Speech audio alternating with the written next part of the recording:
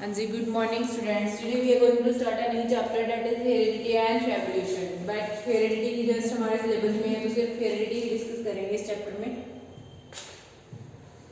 And firstly, what do you mean by heredity? Heredity meaning the transfer of characters from one generation to next generation, or you can say the transfer of parent character into their offsprings, into their children. ठीक है, जो भी किसी के mummy papa के दादा दादी के कैरेक्टर जो क्या है बच्चों में आ रहे हैं, डेट इज हेरिडिटी.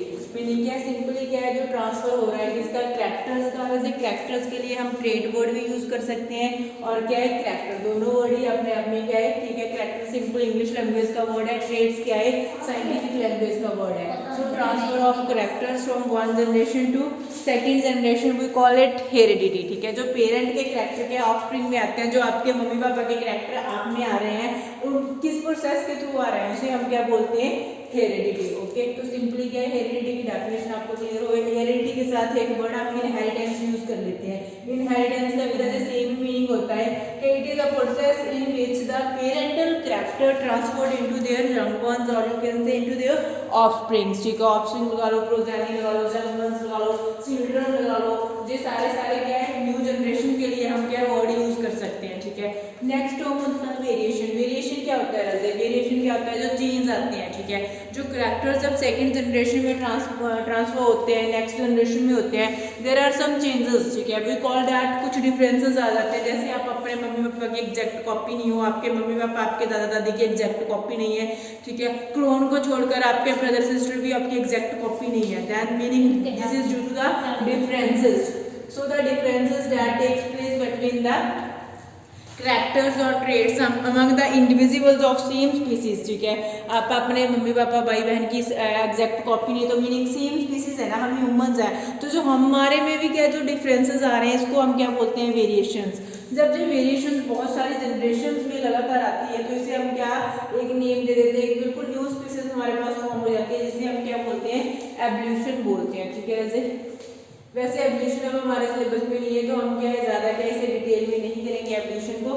नेक्स्ट क्या होता है, अब जो इनहेरिटेंस है, जो हेरिडिटी है, इसमें जो कैरेक्टर्स ट्रांसफर हो रहे हैं, जो ट्रेड्स ट्रांसफर हो रहे हैं, इसके लिए कौन कौन सा प्रोसेस है, कौन सा कंसेप्ट है, कैसे हो रहे हैं, है ना. हम सभी ने क्या है 9th क्लास में क्रोमोसोम्स की स्टडी की थी.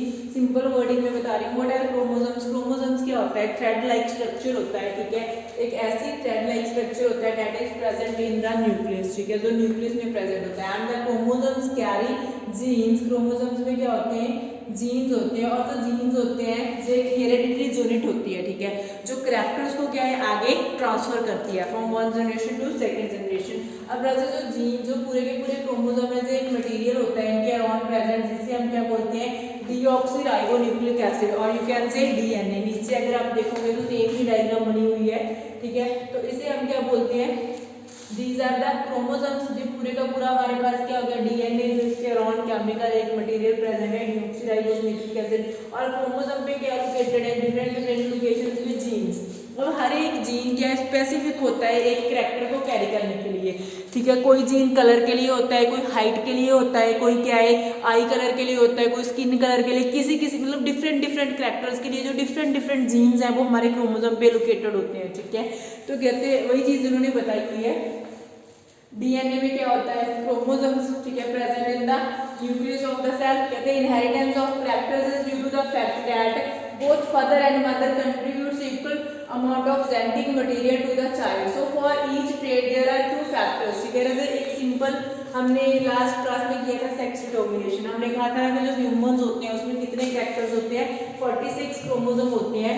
तो 46 क्रोमोसोम्स में से जो 23 क्रोमोसोम है, ठीक है, वो क्या है, हम कह सकते हैं कि हाफ जो 50% कैरेक्टर है, जो 50% क्या है हमारे पास जीन्स क्रोमोसोम्स है, वो मदर के आते हैं. 50% किसके होते हैं, फादर के होते हैं. तो 50% दोनों को कंट्रीब्यूशन होता है दोनों साइड से.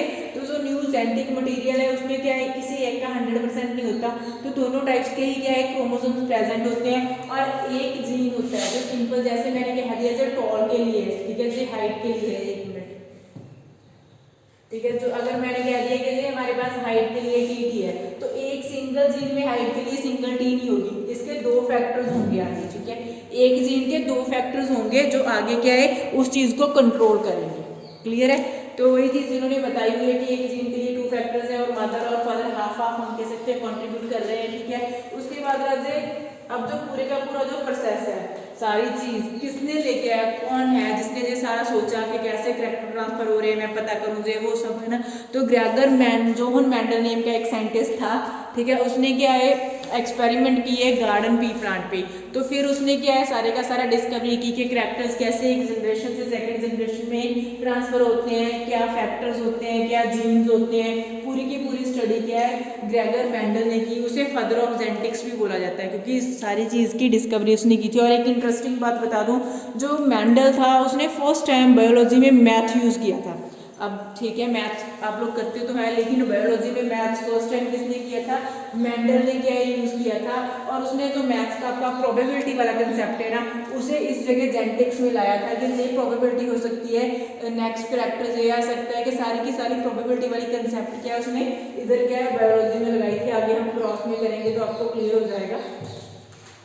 हाँ जी, तो अब मेंडल था जो अब वो जानना चाहता था कि हवा में बातें हो रही है कि करैक्टर्स पेरेंट के चिल्ड्रन की बात जा रहे हैं नेक्स्ट जनरेशन में, कि क्या एग्जैक्टली ऐसा होता है तो उसका कोई एविडेंस ना। देखो साइंस एक ही चीज़ पे बेस है, एक्सपेरिमेंट और एविडेंस। अगर कहीं हवा में कहीं बात जो स्टोरी है वो सच नहीं मानी जाएगी जब तक क्या है वो एक्सपेरिमेंटली प्रूफ नहीं हो जाएगी। तो मेंडल ने क्या है उस पर एक्सपेरिमेंट करना स्टार्ट किया। अगर जब सीधी सी बात है 60-65 ईयर्स का, तो वो खुद था बेचारा, ठीक है, पहली एज इतनी थी। अगर वो किसी ह्यूमन पे एक्सपेरिमेंट करने लग जाता तो हमारी दूसरी जनरेशन को बड़ी मुश्किल से देख पाता, वो खुद भगवान को प्यारा हो जाता इतने में, ठीक है। तो क्या है सिंपली उसे वो लिविंग ऑर्गेनिज्म चाहिए था जिसका लाइफ स्पेन छोटा हो, ठीक है, मीनिंग जिसकी बहुत सारी जनरेशन वो अपने जिंदगी देख सकता, ठीक है। फिर ही वो रिजल्ट निकालता। तो उसने क्या है पी प्लांट सेलेक्ट किया, जो कॉमन आपका किचन मटर का प्लांट होता है, पी प्लांट, ठीक है, पिस्मम स्टेबम, ठीक है। उसने क्या है सिलेक्ट किया किस चीज़ के लिए, एक्सपेरिमेंट के लिए। कई बार आपको रीजन पूछ लिए जाते हैं कि पी प्लांट भी क्यों सिलेक्ट किया। फर्स्ट रीजन उसका लाइफ स्पेन शॉर्ट था, ईजिली ग्रो कर सकते हैं, किचन गार्डन में भी आप उसे ग्रो कर सकते हो। एंड द थर्ड रीजन उसमें कंट्रास्टिंग करैक्टर थे 7 पेयर्स, ठीक है। 7 पेयर्स कंट्रास्टिंग करैक्टर मिलना भी कोई छोटी बात नहीं है, लेकिन पी प्लांट में 7 पेयर कंट्रास्टिंग करैक्टर्स थे। कंट्रास्टिंग क्या होता है, एक दूसरे के ऑपोजिट, एक टॉल है तो दूसरा क्या होगा ड्वार्फ, एक हमारे पास क्या है राउंड है तो दूसरा क्या होगा रिंकल्ड, मीनिंग बिल्कुल ऑपोजिट, एक ब्लैक है तो दूसरा क्या होगा white, that are the contrasting characters, ठीक है। अब पी प्लांट में कौन कौन से 7 पेयर कंट्रास्टिंग करैक्टर थे वो मैं आपको नेक्स्ट क्रॉस में बताती जाऊंगी, लेकिन 7 पेयर कंट्रास्टिंग करैक्टर थे। तो सबसे पहले ना जो उसने एक्सपेरिमेंट जो पहला क्रॉस किया डेट इज मोनोहाइब्रिड, ठीक है, क्रॉस। मोनो मीनिंग क्या होता है single, mono meaning one, meaning जिसमें उसने एक ही करैक्टर लिया था। जो एक्सपेरिमेंट करने के लिए क्या उसने एक ही करैक्टर लिया था। तो करैक्टर कौन सा लिया था उसने, हाइट, प्लांट की क्या हाइट को उसने करैक्टर लिया था। अब हाइट में क्या है 2 कंट्रास्टिंग पेयर कौन कौन से थे, एक क्या था टॉल और दूसरा क्या था ड्वार्फ। वैसे एक चीज याद रखना, पहले कुछ टर्म्स बता दूं, जो कैपिटल लेटर से हम लिखेंगे वो ऑलवेज डोमिनेंट होगा। डोमिनेंट क्या होता है, दैट कैन एक्सप्रेस इटसेल्फ, जो अपना इफेक्ट शो करे किसी की प्रेजेंस में, उसे हम क्या बोलेंगे डोमिनेंट। एक वर्ड होता है रिसेसिव, मैं इसके बाद यूज करूंगी कि जो डोमिनेंट है जो रिसेसिव है, ध्यान से सुन लो। रिसेसिव क्या होता है, that can not express its effect or itself in the presence of dominant gene, जो कभी भी बेचारा अपना इफेक्ट शो नहीं कर सकता जब क्या उसके साथ कौन प्रेजेंट होगा, डोमिनेंट प्रेजेंट होगा। बट डोमिनेंट ऑलवेज अपना इफेक्ट शो करेगा, आइदर उसके साथ रिसेसिव प्रेजेंट हो ना हो, उससे कोई फर्क ही नहीं पड़ता उसकी प्रेजेंस से, ठीक है। तो क्या है उसने क्या है जो अब डोमिनेंट क्या है मेरे पास टॉल वाला क्वेश्चन क्या है डोमिनेंट है, तो इसी में कैपिटल टी से लिखूंगी। रिसेसिव क्या है स्मॉल टी है, इसी में क्या है स्मॉल टी की रिप्रेजेंट करूंगी, क्लियर है। अब रजे इधर देखिए, अब पहला क्या है हमने पेरेंट लिया, पेरेंट में क्या है जो शॉर्ट मीनिंग ड्वार्फ वाला स्मॉल टी, ठीक है। और जो मेरे पास क्या है टॉल कैपिटल कैपिटल, दोनों की क्या करा दी मैंने क्रॉसिंग करा दी, मीनिंग क्रॉस पॉलिनेशन करा दी। फर्टिलाइजेशन चैप्टर में हमने किया था क्रॉस पॉलिनेशन क्या होता है, ठीक है। अब रजे इनका क्या है, पहली बात तो हर एक जीन में 2 फैक्टर्स हैं, जे टी अलग होगी जे टी अलग, जे अलग अलग ट्रांसफर होंगे, ठीक है। तो जहाँ पर क्या है हमारे पास क्या रिजल्ट बन जाएगा, पहला क्या रिजल्ट आ जाएगा F1 जनरेशन का, सारे के सारे प्लांट क्या हो जाएंगे टॉल हो जाएंगे, क्योंकि सबके आगे क्या है हमारे पास कैपिटल टी टी आ रहा है ना, ऐसा रिजल्ट आ रहा है T capital T small T capital T small T, तो ये सारे के सारे टॉल है क्योंकि आगे एक डोमिनेंट प्रेजेंट है। तो ये सारे के सारे टॉल प्लांट में से मैंने कोई भी 2 प्लांट्स ले लिए, ठीक है, जिनकी आगे सेल्फिंग करा दी। क्योंकि चारों के चारों एक जैसे है, कोई मर्जी दो ले लो एज अ पेरेंट, ठीक है। इनकी आगे सेल्फिंग करा दी, तो सेल्फिंग कराने के बाद मेरे पास क्या रिजल्ट मिल रहा है। अब देखो मेरे पास कौन कौन से की मैंने सेल्फिंग कराई, T T into T T, ठीक है। अब इसमें से एक जे वाला गैमीट है, गैमीट में एक जे वाला फैक्टर है, एक जे वाला, दोनों फैक्टर देखो आपको पता है कि अलग अलग होंगे। अब मैंने इसको क्या यूनिट स्क्वायर के रूप में लिख लिया, ठीक है। तो क्या हो जाएगा टी टी, ठीक है, पहला कैपिटल टी टी आ जाएगा। नेक्स्ट हमारे पास इसमें से एक क्या आ जाएगा, जैसे ड्वार्फ आ जाएगा। तो 3:1 मतलब 3 के आगे टॉल प्लांट आ गया, एक हमारे पास क्या आ गया, ड्वार्फ प्लांट आ गया, ठीक है। इधर इन्होंने देखो वही चीज अच्छे से दिखाई हुई है। नेक्स्ट हमारे पास क्या है, जो रेशो हमने निकाली थी वो 3:1 फिनोटिपिक रेशो थी। फिनोटाइपिक रेशो क्या होता है, एक्सटर्नल अपीयरेंस, जो चीज़ हम बाहर से जज करते हैं किस चीज़ की, उसे हम क्या बोलते हैं, फिनोटिपिक। ओके, जीनोटिपिक क्या होता है, जीन्स की, जो इंटरनल किसी चीज़ का क्या है, जीन्स की स्टडी करते हैं। तो सेकंड जो मेंडल ने क्रॉस लिया था, that is dihybrid cross लिया था उसने। अब ब्रदर जो डाई हाइब्रिड क्रॉस था, इस केस में उसने क्या किया, हमारे पास 2 करैक्टर्स, डाई मीनिंग क्या होता है मैथ्स में आप करती हो 2 करैक्टर कौन कौन से लिए, एक तो उसने क्या लिया, सीड का कलर लिया, एक क्या है, शेप ले ली, ठीक है।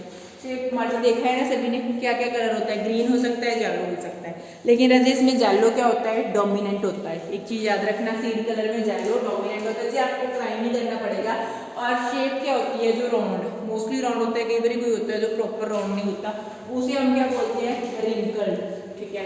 तो हमारे पास रिंकल्ड क्या होगा, रिसेसिव होगा, तो हमारे पास डोमिनेंट क्या होगा, राउंड होगा, और येलो कलर हमारे पास क्या होगा, जैसे डोमिनेंट होगा, और ग्रीन कलर क्या होगा, रिसेसिव होगा।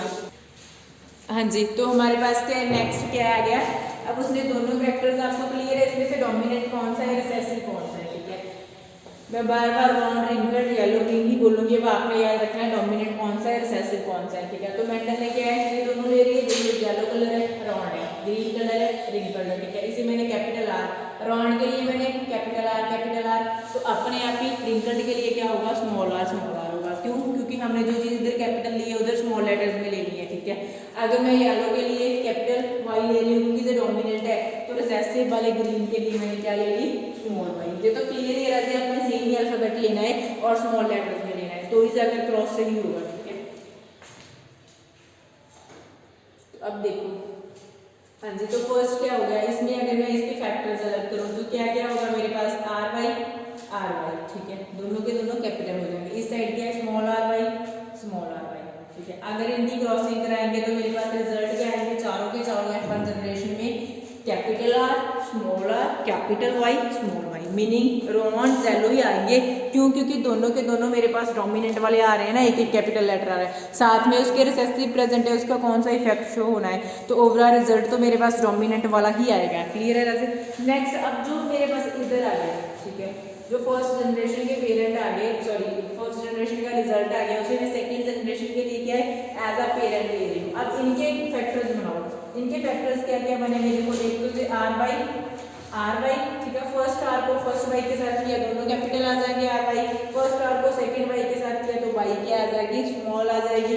फिर स्मॉल आर है जो उसे कैपिटल वाई के साथ कर लिया, फिर उसे स्मॉल वाई, मीनिंग प्रोबेबिलिटी है, इसलिए प्रोबेबिलिटी बोलते हैं कि जैसे हम कहते हैं कॉइन फेंका, हेड आएगा या टेल आएगा, वो प्रोबेबिलिटी है। देखो या तो हेड आएगा या तो टेल आएगा, दोनों तो नहीं आ सकते। सेम इधर है, या तो आर के साथ कैपिटल वाई आएगा या तो आर के साथ स्मॉल वाई आएगा, दोनों तो नहीं आ सकते। या तो स्मॉल आर के साथ कैपिटल वाई आएगा या तो स्मॉल आर के साथ स्मॉल वाई आएगा, वही प्रोबेबिलिटी है ना। हमने चारों के चारों केस मान लिए जो बन रहे थे, अब देखते हैं रिजल्ट क्या बनेगा, ठीक है।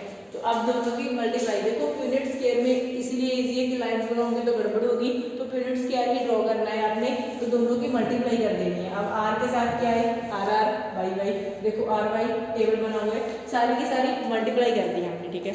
अब हमने इसकी रेशो निकालनी है, सबसे टफ कम होता है इसकी रेशो निकालना, क्योंकि इसकी रेशो निकालने के टाइम आप गड़बड़ कर देते हो। गड़बड़ आप क्या कर देते हो कि आपने पहले जो मल्टीप्लिकेशन है वो राउंड कर ली होती है और आपने कैपिटल लेटर और स्मॉल लेटर में दुपला कर दिया होता है, ठीक है। तो अब क्या है, हमें इससे पहले से कौन करनी है कि राउंड फर्स्ट रेशो हम किसकी निकालेंगे कि इसमें राउंड हमारे पास राउंड और येलो कितने हैं। रजी इधर देखो, आर आर वाई वाई, क्या है round yellow, R R Y Y round yellow, ये भी क्या है राउंड जेलो, क्योंकि अगर एक भी कैपिटल आर है और एक भी कैपिटल वाई है तो वो क्या हो जाएगा, रॉन्ड जेलो हो जाएगा, क्योंकि कैपिटल आर और कैपिटल वाई हमारे पास क्या है, डोमिनेंट है। तो जितने भी कैपिटल आर और एक कैपिटल आर और एक कैपिटल वाई, या तो फिर दोनों कैपिटल आर और दोनों कैपिटल वाई, या तो फिर एक कैपिटल आर एक स्मॉल आर दोनों कैपिटल वाई, या तो फिर क्या है उसमें से एक वाई स्मॉल। मतलब हर एक केस में डोमिनेंट एक एक होनी चाहिए। 1 2 3 4 5 6 7 8, ठीक है, और 9। कितने हो गए आपके सामने ऐसे ग्रीन, 9 हो गए। 1 2 3 4 5 6 7 8 9। तो 9 आगे मेरे पास क्या आगे, जो रॉन्ड येलो आ गए। रॉन्ड येलो कितने आगे रहे मेरे पास, 9 आगे, ठीक है। अब उसके बाद सेकंड केस क्या बन रहा है, आर तो कैपिटल ही हो मीनिंग रॉन्ड ही हो, लेकिन उसके साथ जो बाई है वो दोनों ही स्मॉल आ जाए मीनिंग ग्रीन आ जाए। तो हमने किसकी काउंटिंग करनी है, रॉन्ड ग्रीन की, ठीक है। इसमें आ रहा है इधर एक कैपिटल हो, इधर क्या दोनों कैपिटल हो, दोनों केस चलेंगे। तो 1 2 3 कितने आगे रहे, 3। रॉन्ड ग्रीन कितने आगे, 3 आगे, ठीक है। नेक्स्ट क्या होगा मेरे पास, क्या है, रिंकल्ड शेप, रिंकल्ड हो, आर दोनों स्मॉल हो, और क्या है, कलर क्या है, येलो आ जाए। वाई इधर दोनों कैपिटल हो, इधर एक कैपिटल हो। कितने हो गए, 1, मैं ऊपर डबल टिक कर रही हूँ, 2, और कितने हो गए, 3। तो मेरे पास क्या हो गया, जो रिंकल्ड येलो है वो भी 3 हो गए, और जो रॉन्ड ग्रीन थे वो भी 3 थे, ठीक है। रॉन्ड येलो कितने थे, 9 थे, लिखी हुई है सामने रेशो। और पीछे क्या रह गया, सीधी सी बात है, जो एक रह गया वो तो बेचारा लिखी है ना, और ये क्या है, रिंकल्ड ग्रीन। तो रेशो क्या आ गई, 9:3:3:1। सो this is the dihybrid cross ratio. और रेशो क्या है, एक चीज याद रखो यार, सीधी सी बात बता रही हूँ आपको, जो मर्जी हो जाए इसकी रेशो चेंज नहीं होगी। 9:3:3:1 नहीं आएगी। कोई मर्जी करेक्टर गिवन है, कोई मर्जी क्वेश्चन गिवन है, रजे डाईहाइब्रिड क्रॉस की रेशो आपकी 9:3:3:1 ही आएगी। अगर आपकी रेशो से नहीं आ रही meaning you have done any mistake in table. तो क्लियर है कि आपने अपने जो यूनिट स्केयर ड्रॉ किया है, जो टेबल ड्रॉ किया है, इसमें गलती कर दी है, अपना टेबल रीचेक करो, लेकिन इसकी रेशो कभी चेंज नहीं होगी। ये सबसे बढ़िया बात है कि आपको आंसर में क्या पहले से पता है कि इतनी रेशो आएगी, तो आप अपना टेबल की गलती चेक कर सकते हो। ओके, इसकी रेशो किसी भी करैक्टर के लिए चेंज नहीं होगी। जो मर्जी करैक्टर गिवन है, जो मर्जी आपको क्वेश्चन गिवन है, रेशो क्या है वही आएगी जो क्या है इधर दी हुई है, ठीक है रजत। तो नेक्स्ट क्या है, एक हमारा टॉपिक है सेक्स डिटर्मिनेशन। लेकिन इससे पहले क्या है, 7 पेयर ऑफ कंट्रास्टिंग कैरेक्टर्स बता दूं मैं आपको। पेयर ऑफ कंट्रास्टिंग कैरेक्टर्स कौन कौन से थे, ठीक है रजत। फर्स्ट क्या है, उसमें आपने लिख लेना है टॉल, हाइट, सॉरी कैरेक्टर का नेम क्या होगा, हाइट। तो उसमें क्या है, डोमिनेंट क्या होगा, टॉल। डोमिनेंट इस साइड लिख रही हूँ, डोमिनेंट इस साइड क्या लिखूंगी, रिसेसिव क्या होगा, डवार्फ, और यू कैन से शॉर्ट। सेकंड कैरेक्टर क्या होगा, सीड की शेप हो जाएगी। इसमें क्या आ जाएगा, रॉन्ड क्या होगा, डोमिनेंट। रिंकल्ड क्या होगा, रिसेसिव। थर्ड क्या आ जाएगा, कलर आ जाएगा जो पीक है, ठीक है। तो इसमें क्या है, ग्रीन क्या होगा, सॉरी इसमें क्या है, येलो क्या होगा, डोमिनेंट होगा, और ग्रीन क्या होगा, इसमें येलो क्या है, सीड कलर में डोमिनेंट होगा, और ग्रीन क्या होगा, रिसेसिव होगा। नेक्स्ट आपके पास जो कैरेक्टर आ जाएगा, जो पोड होता है मीनिंग जो मटर की फली होती है, उसकी क्या शेप आ जाएगी। जैसे एक तो ऐसी होगी आपके पास, इसे हम क्या बोलते हैं, इनफ्लेटेड बोलते हैं, ये डोमिनेंट होगी। एक क्या थोड़ी सी ऐसी होगी मीनिंग शेप प्रॉपर नहीं होगी, इसे हम क्या बोलते हैं, कंस्ट्रिक्टेड बोलते हैं। तो कंस्ट्रिक्टेड वाला रिसेसिव होगा, और इनफ्लेटेड वाला क्या होगा, डोमिनेंट होगा।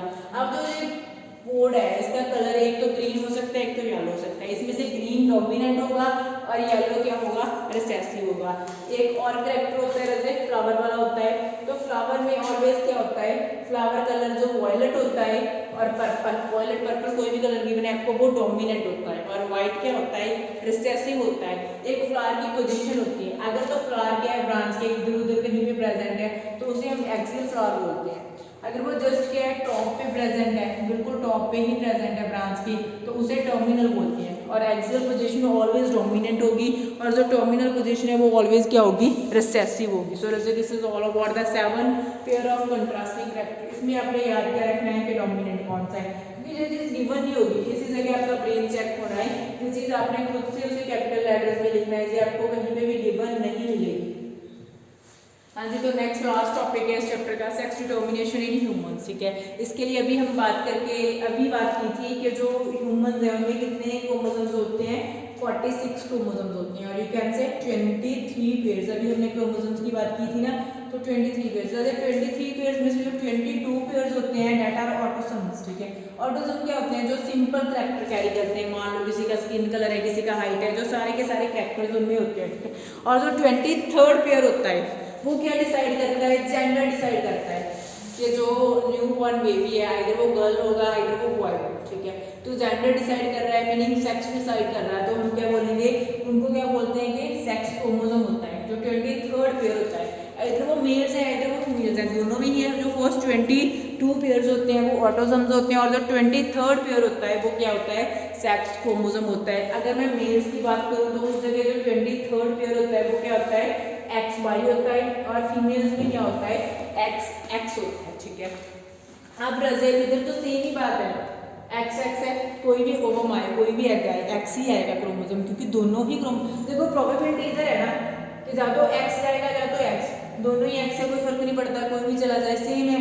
बट इस चीज पे क्या इफेक्ट पड़ेगा, मेल्स फादर के क्या है, जो स्पर्म है जो मेल गैमीट है, जा तो वो क्या है X कैरी करेगा, जा तो वो Y कैरी करेगा। इधर बढ़ गई ना प्रोबेबिलिटी कि 50% चांस है कि X क्रोमोसोम जाए स्पर्म के साथ, और 50% चांस है कि Y क्रोमोसोम जाए। अब इस चीज पे डिपेंड करेगा कि जो न्यू बॉर्न बेबी है आइदर वो गर्ल चाइल्ड होगा और आइदर वो बॉय चाइल्ड होगा, ठीक है। क्योंकि जो क्रोमोसोम चेंज हो रहा है वो फादर की साइड से हो रहा है, ठीक है।